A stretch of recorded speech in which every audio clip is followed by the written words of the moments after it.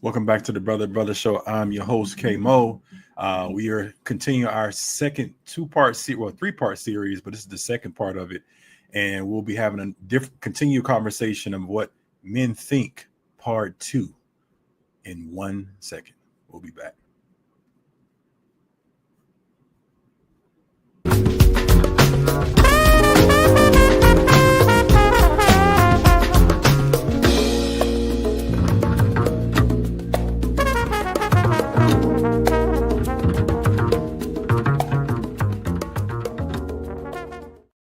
All right. If you weren't able to catch the first series that talked about what men think, we talked about, the culture of dating. And so I had a co-host of mine, and we came in together, and we really has had a conversation around what that looked like for men. And so women came on, asked questions about, women came on and asked certain questions. They had several questions, but we only got to about 2 or 3. And now this is the continuation of that conversation. So let's continue. Let's pick it up. And now we're talking about dating, and not just dating, but dating within online dating and being pursued by women. And guys feel like they are intimidated, or how do they feel about women pursuing them? Let's pick up right here. So, it's sort of a double-edged thing. If a man pursues, then, if you don't like him, just let him know, what I'm saying? Kindly, if you can, obviously if he's rude, then, you got to tell him off. But I think men are willing to do that in a setting that they're comfortable with. Can I add something? I just want to add something briefly to that. And I think the biggest thing is just how, to what you asked earlier, Cynthia, is how you approach. And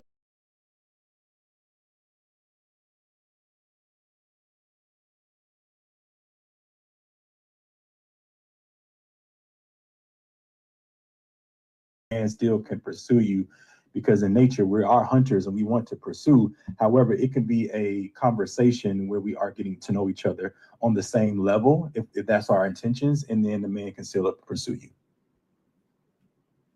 I'll jump in and just say, I don't think I would mind a woman approach me. I've had women spark up a conversation with me before, and that was fine. So I wouldn't mind that. I will say this too.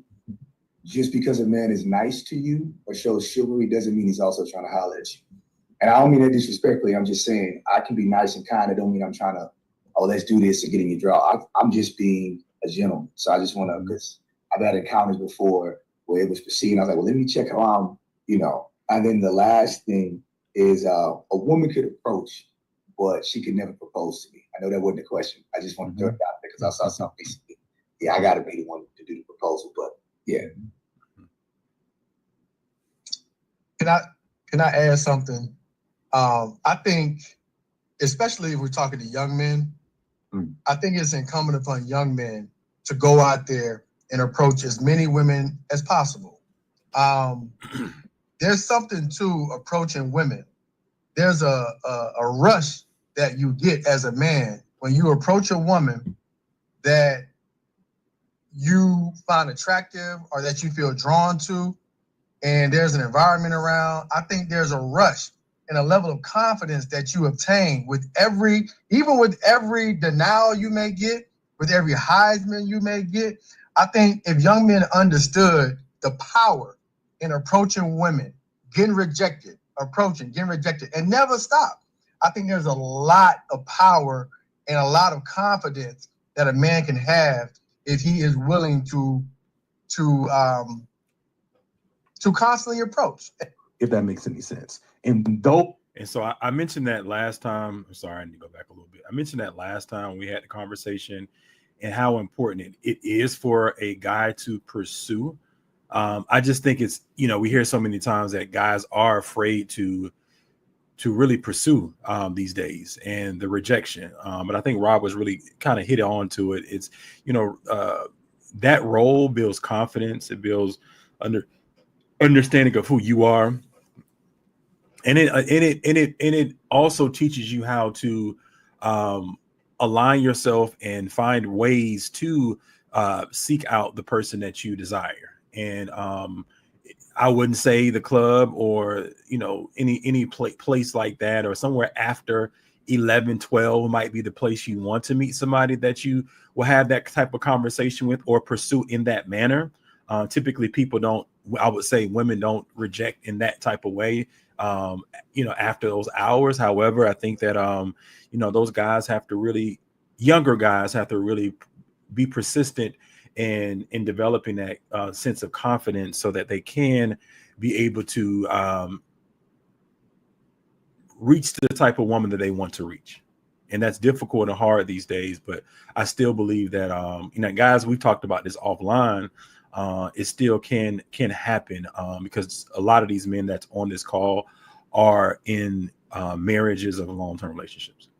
Way, and I think men should never give up that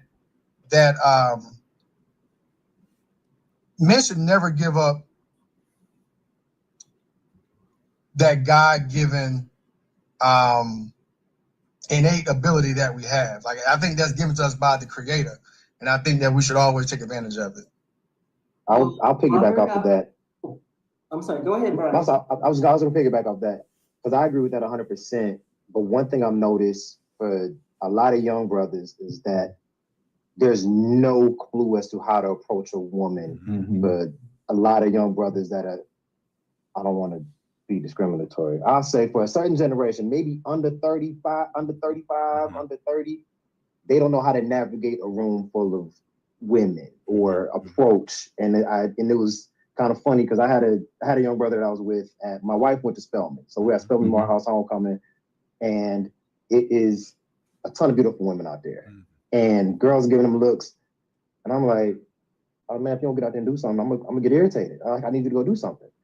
And it was like hopscotch for him, but he stayed in hopscotch for an hour and a half. Like he didn't know where to go. But if it was a DM, he'd have been in everybody's DM and winning through DM. So it's social media is kind of taken away that kind of, for lack of better terms, that initiative to go out and to go get. And so it's an interesting thing to see when you're out or when you talk to younger brothers, because they navigate. Social media is an easy way to get to meet folks, but if you get them in a social environment, it's almost like crickets. And it's kind of funny to see. I like people watching. It's funny to see. And so just want to say that I love that you all recognize that is very true of our younger people. And I hope that you all are mentoring and trying to bring them up to speed. I want to actually, however, ask about, because most of the people on the call are of a certain age. They are dealing with gentlemen like you all, but still having problems with making that connection. So if it's not that women are not approaching you all or are approaching, whatever the case may be, what is going on with the ability to then move forward and develop a healthy relationship? What do you think is going on there? Because we're dealing with men who know how to approach. Let's just say I meet someone in an app. It's not that, we can't get a conversation started, but more curious about why does it fall off? Or in then meeting people, we meet and that falls off. I think Damon spoke with his initial comment, kind of spoke to some of the things that happened with regards to, why aren't we really connecting? That's kind of what we want to get to, because you all don't have any problems with, I'm not hearing of you all having any problems with reaching out to people and talking to people. So what's going on that even though we're starting up conversations or whatever the case may be, things are still not, women are still reporting there's nothing out here. Like, where's the disconnect is what I'm asking. So just let me add a few points, because I like sort of what Cynthia said and bringing it back to a lot of what, what Brian was saying as well. Like the demographics matter, but I think also the times matter. And I think a lot of times we cross each other because, generally men are super simple individuals, right? And women have a lot of complexity with them, but I think the age that we live in now makes them extremely complex. And so I think, your expectation of men versus a man's expectation of you is not aligned. And I think a lot of times even on this panel, and I was sitting back just like really listening to the guys, and one of the things that I think is in common is that these guys are in Corey's, kind of trusted circle, and so the answers you'll get and these individuals are not the men who you are seeing out, and so you're asking questions of a tribe of men who may align a lot closer to the values that you guys are looking for. And so the answers that you get from us may not align with the gentleman that you're seeing out and dating. And so, a lot of times you have these panels, you should have a mix of those, because I don't have those men in my circle either. So I have the same questions you have. And so I give advice, but that advice aligns very closely to, I think, the desires of a lot of women.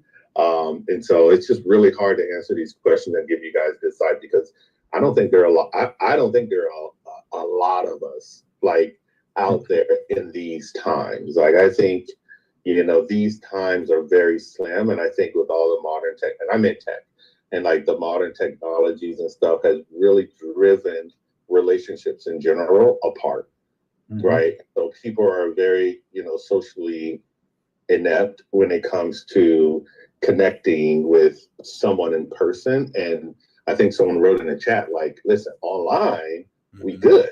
Like online, I'm gonna slide in your DM. Maybe you hit me, maybe you don't. But if not, I send it to like 20 other people, right? Like if I'm on a dating site, oh, wow, I sent that request to 50 people. Like, so that makes it really, really easy, as opposed to like, hello, I met you in a grocery store. We sit and we have conversation, decide there are some things in common, and then we take that further. So I just want to kind of throw that out there, because I think we're talking and saying the same thing. And then, Cynthia said, well, these women aren't necessarily, getting that experience. I'm like, well, yeah, I mean, but look at the group of men you're talking with. So. And so before my co-host kind of asked a additional question, which is what she will do. I had a lot of conversation with these guys offline, and some of them said, all of them said they love the conversation. They love to support things like this because they believe in community, they believe in relationships. We're hurt about the culture of where things are going, and we're always trying to figure out ways of how we can get it back. And we're also a smaller group of guys who really think a certain way. And so with that said, what Rio was talking about, which is something that we all talk about. We think that a lot of women who are in relationships, that got out of relationships, who might be seasoned, who might have made certain mistakes back in the day, or they've gotten there, I want to get back out there and I deserve this card, which again, rightfully so. But we are all moving and transitioning into different places in our lives. And I think a lot of times men, we understand that. Like, we're okay with being undelusional when it comes to us getting to be middle age and knowing that this is what we can get. We're 6, we're 6, we're 7, we're 7. But I don't see a lot of guys out there for real, call themselves 10s and 9s and 8s. We always even have the conversation, say, I want a strong 6 or 7.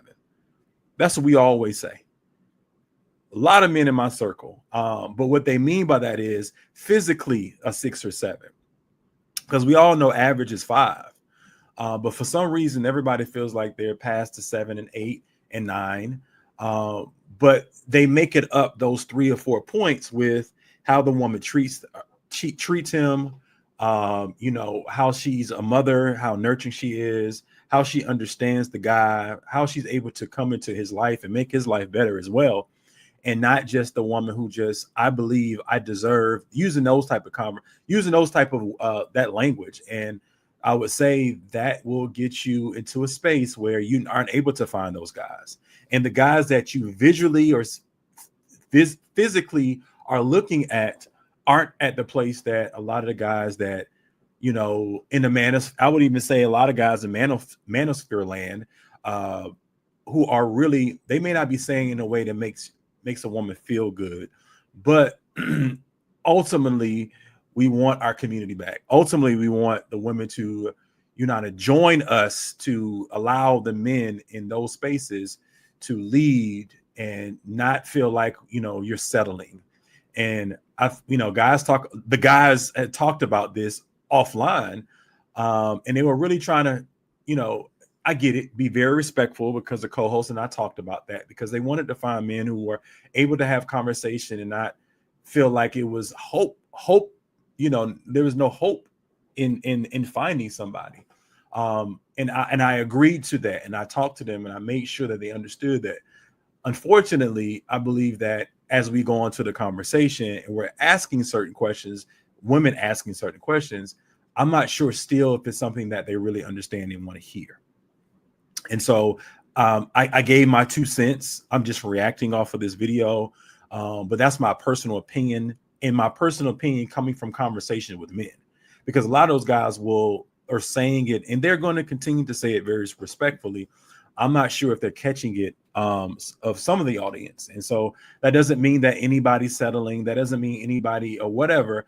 We are who we are if we look in the mirror, and we're trying to be able to come together. So as we pursue each other, as we move into this life, when we're getting older, as we are looking at how to take care of each other, and a lot of us still can move, run, jump, this and the third, but some women are really need support and help. I see it every day.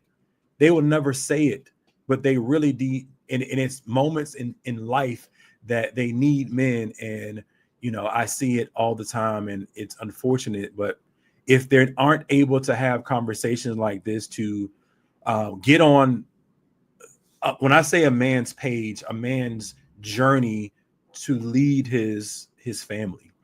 And I don't know why that is so uncommon, why that is so fearful, why that is so, you know, even hated in the world we live in today. But unfortunately it is. And I'm not talking, even I remember when the word submissive became a bad word. It was almost like you called a woman out of her name.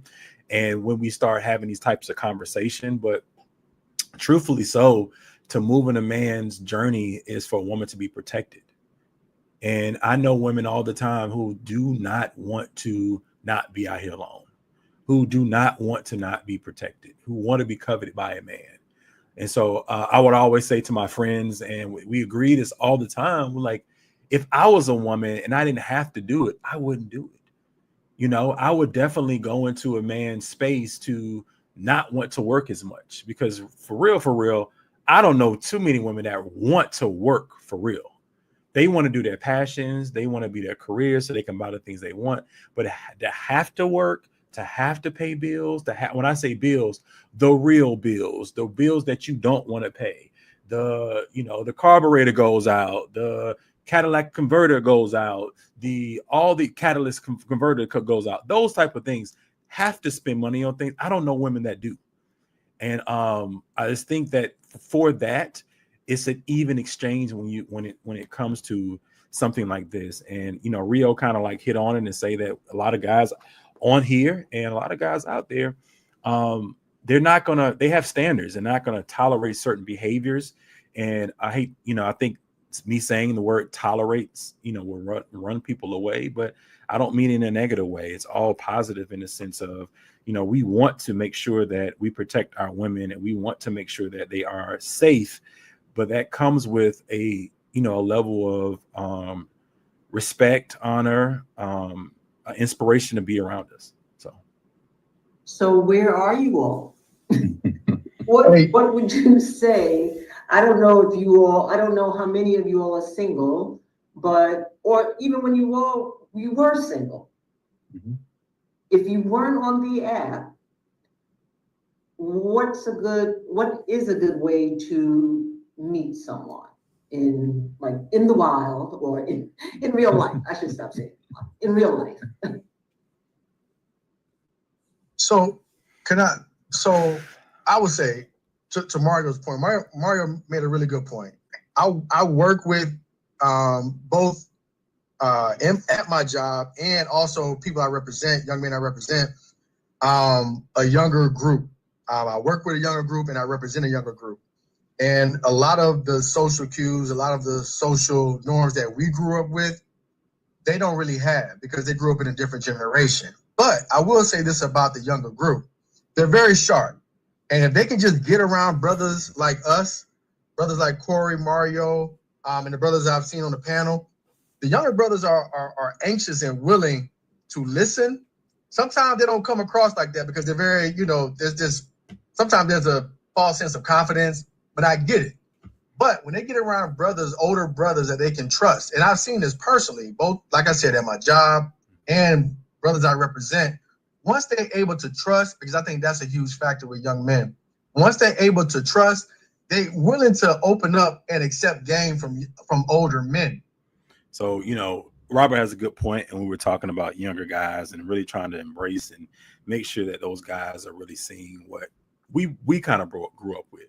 But what my co-host was really, really going back to was, where these guys at? They're at the grocery store still. They're at, events. I think a lady will come on in the next series we're talking about and talk about, being out at a certain space. But I just personally believe being at those personal spaces aren't the greatest places to meet guys that you will really want. I honestly believe that. And so, especially if you live in a metropolitan city or bigger city, a lot of guys just want to be, have game and be out there. And I'm not hating on those guys either. If that's what they are, that's what they want to do. More power to them. But I'm talking about the guys who are, really trying to focus on, what they're doing. You don't see them a lot. I believe a lot of those guys are married. I believe a lot of those guys are in relationships. But I feel like it's going to be hard. I feel like the guys that we're talking about right now, and a lot of women looking for, they may be at work. It's going to be hard for them to find them because it's already a small selection anyway. So I think you have to really kind of utilize and maximize the spaces that you're in and figure that out. It might be at a happy hour spot, but I don't think it's at places that are after 10 o'clock or places like that, especially for when you're a seasoned woman or a woman trying to get back out there. So we're going to cut this short. However, the conversations gets juicy and juicier. And I want to say thank you so much for listening to the Brother to Brother show. Be ready for the next series. Peace.